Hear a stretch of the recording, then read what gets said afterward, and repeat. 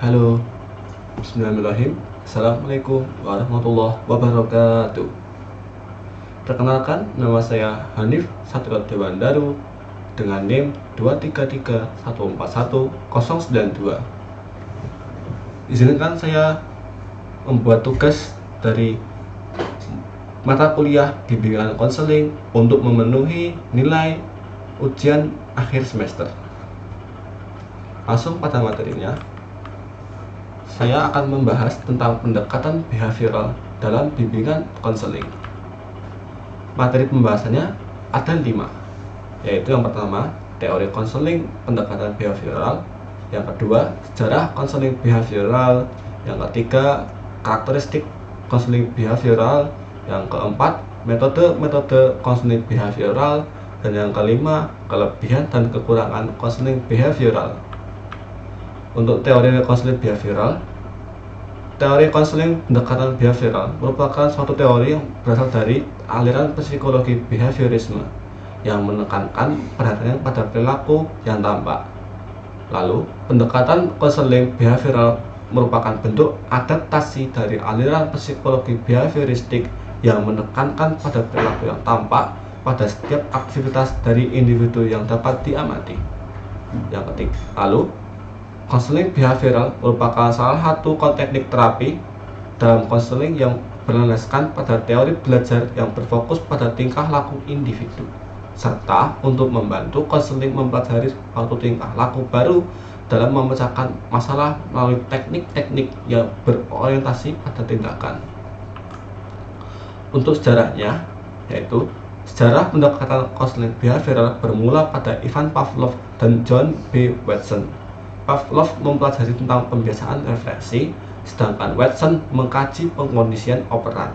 Teori ini dilandaskan oleh penemuan Pavlov dan Watson yang membangun teori belajar yang menganggap manusia sebagai hasil belajar yang dapat diubah dengan memanipulasi dan mengkreasikan kondisi-kondisi belajar.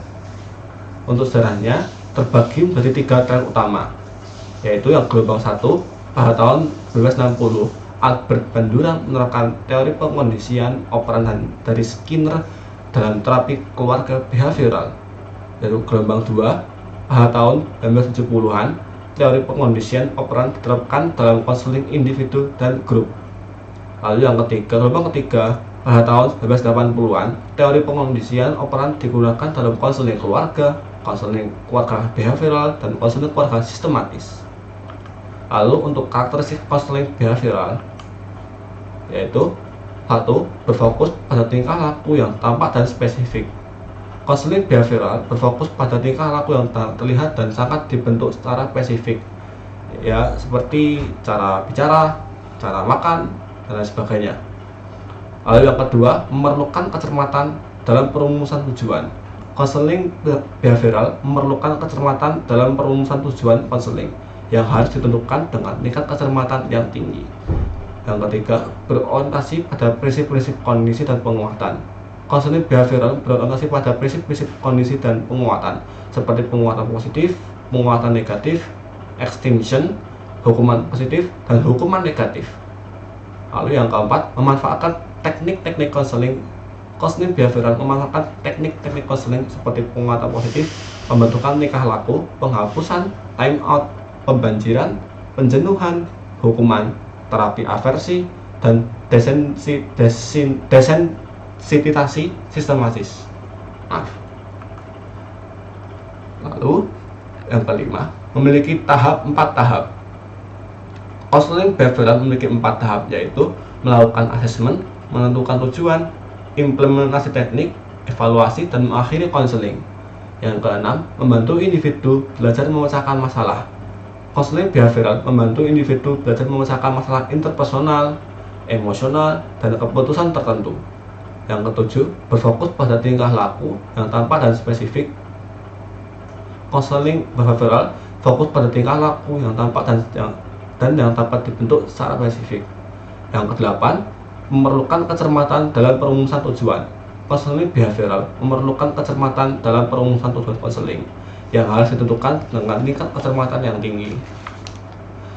Lalu, yang ke-9, berorientasi pada prinsip-prinsip kondisi dan penguatan. Konseling behavioral berorientasi pada prinsip-prinsip kondisi dan penguatan, seperti penguatan positif, penguatan negatif, extinction, hukuman positif, dan hukuman negatif. Lalu, memanfaatkan teknik-teknik konseling. Konseling behavioral memanfaatkan teknik-teknik konseling seperti penguatan positif, pembentukan tingkah laku, penghapusan, time out, pembanjiran, penjenuhan, hukuman, terapi aversi, dan desensitisasi sistem manis. Lalu yang ke-11, memiliki 4 tahap. Konseling behavioral memiliki 4 tahap, yaitu melakukan assessment, menentukan tujuan, implementasi teknik, evaluasi, dan mengakhiri konseling. Lalu yang terakhir, membantu individu belajar memecahkan masalah, ya, secara interpersonal, emosional, dan keputusan tertentu. Lalu untuk metode-metode behavioral, yang pertama yaitu open learning. Pendekatan ini merupakan adaptasi dari dua teori conditioning dari Pavlov dan Skinner. Pendekatan ini memfokuskan pada penguatan reinforcement dalam pembentukan perilaku klien yang dikehendaki. Yang kedua, social modeling. Pendekatan belajar sosial bertolak dari pendapat Bandura tentang 3 sistem terpisah namun merupakan sistem pengatur yang saling berkaitan. 3 aspek tersebut adalah: 1. Peristiwa stimulus eksternal. Yang kedua, penguat eksternal. Dan yang paling penting adalah proses perantara kognitif.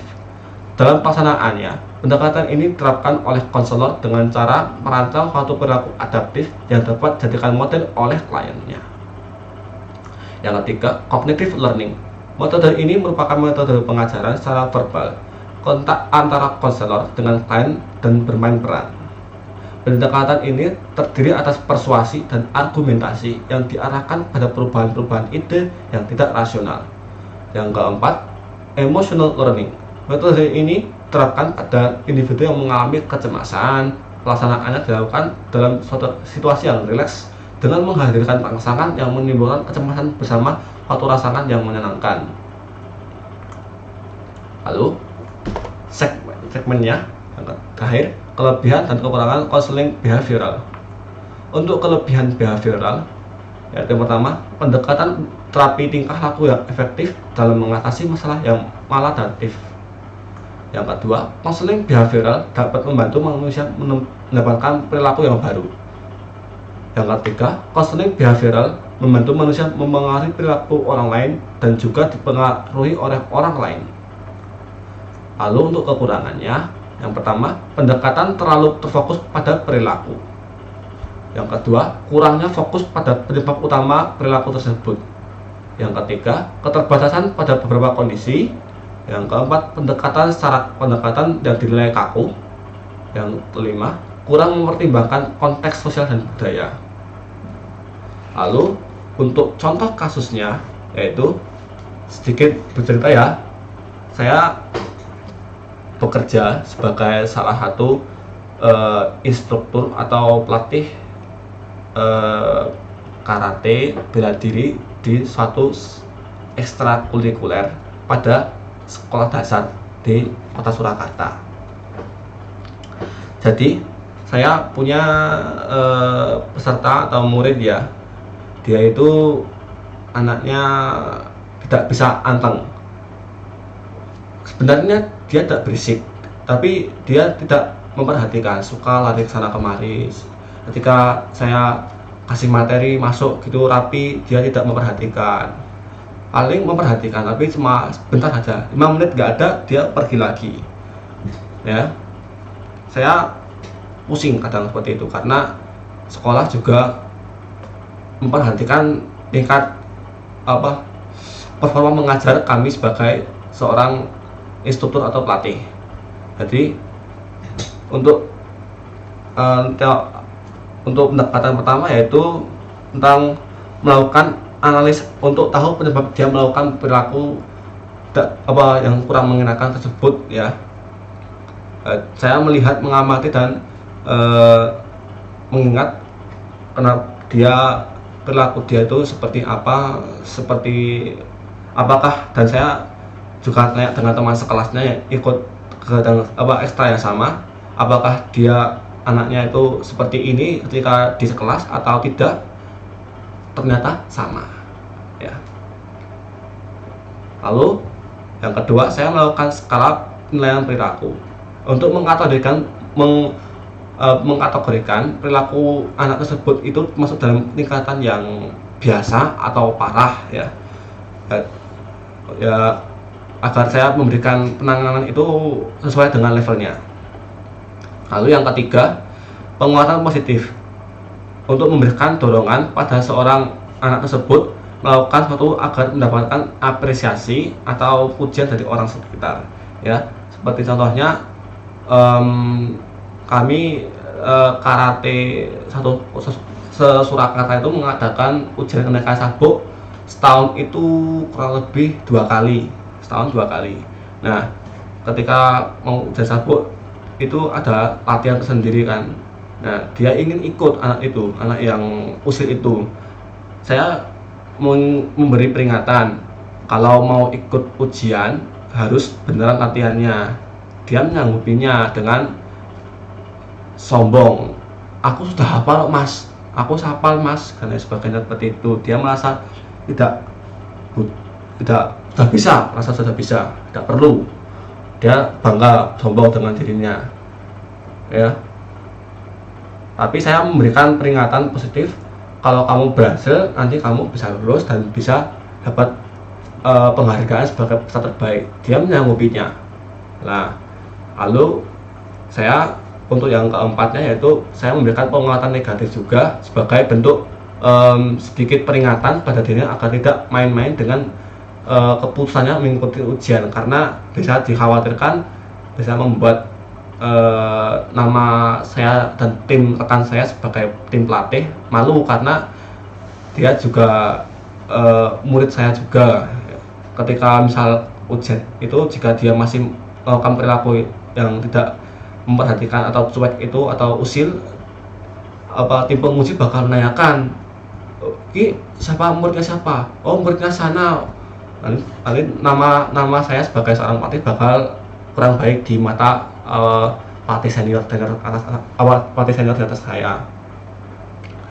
Nah, untuk penguatan negatifnya saya memberikan hukuman atau peringatan, yaitu kalau nggak beneran mending nggak usah ikut, atau kalau nggak serius nanti di sana ujiannya keras ya, pengujinya bukan saya melainkan para sesepuh atau senior guru besar ya, nanti mereka semua galak ya. Saya berikan penguatan negatif seperti itu, dan jika anak itu masih main-main, maka saya pastikan saya berikan ancaman bahwa dia tidak akan lulus atau naik tingkat ke tingkat sabuk berikutnya, itu sabuk kuning. Dia awalnya sabuk putih ya, mau naik sabuk kuning. Nah, pada hari H atau hari ujian dia awalnya pede, tapi ketika masuk ke ruang diuji dia merasa takut dan merasa nervous. Akhirnya saya memberikan dia pengertian dan menenangkan dia kalau dia bisa, dan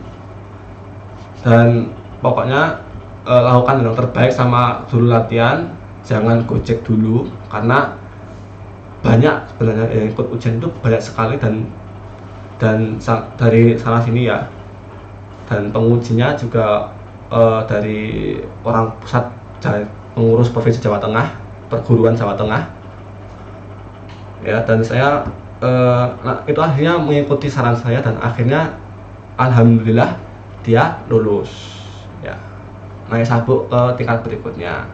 Lalu yang kelima yaitu latihan keterampilan sosial, yaitu saya memberikan pengertian untuk penguasaan sikap pribadi untuk interaksi ke banyak pihak, terutama pihak yang berbeda umur dengan dia, seperti saya sebagai pelatihnya, atau dia pada orang tuanya sendiri, atau dia pada gurunya.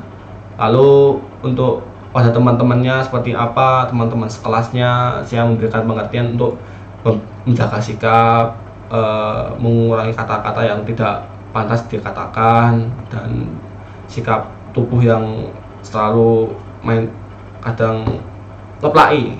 Saya memberikan Seperti itu keterangan dan pengertian. Itu latihan keterampilan sosial.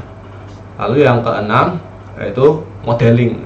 Saya sebagai pelatihnya atau instrukturnya yang bertanggung jawab pada perkembangan anak itu dalam mengikuti kegiatan ekstra, saya memberikan modeling secara langsung depan anak bagaimana saya berinteraksi dengan teman sesamanya atau rekan saya sebagai sama pelatih atau senior saya pada guru-guru di sekolah sana dan lain sebagainya. Saya memberikan modeling bagaimana cara menjaga sikap, menjaga perilaku, menjaga ucapan pada orang-orang yang berbeda umur, baik lebih tua maupun lebih muda daripada saya.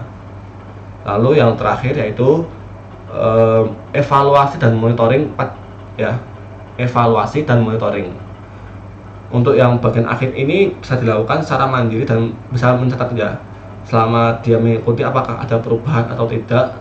Jika ada perubahan maka harus dilakukan secara berkelanjutan atau berkontinu, ya, untuk agar dia memiliki perilaku yang lebih baik untuk kedepannya jika dia tambah dewasa. Karena saya juga sebenarnya bisa dibilang seorang guru juga di sekolah, jadi saya merasa tanggung jawab pada dia sampai dia at least dia lulus SD, saya punya tanggung jawab. Lalu evaluasi juga pada perilaku sebelumnya, cara saya memberikan konseling baik langsung maupun tidak langsung. Saya akan mengevaluasi bagaimana saya memberikan pengertian maupun memberikan penguatan positif, penguatan negatif, hukuman dan lain sebagainya. Saya akan membawakan evaluasi untuk menambah dan mengurangi apa yang saya punya, apa yang saya tak ketahui pada anak tersebut, agar dia mendapatkan suatu pencerahan, ya, untuk berkembang ke depannya lagi, ya. Kesimpulannya, langsung ya masuk kesimpulan.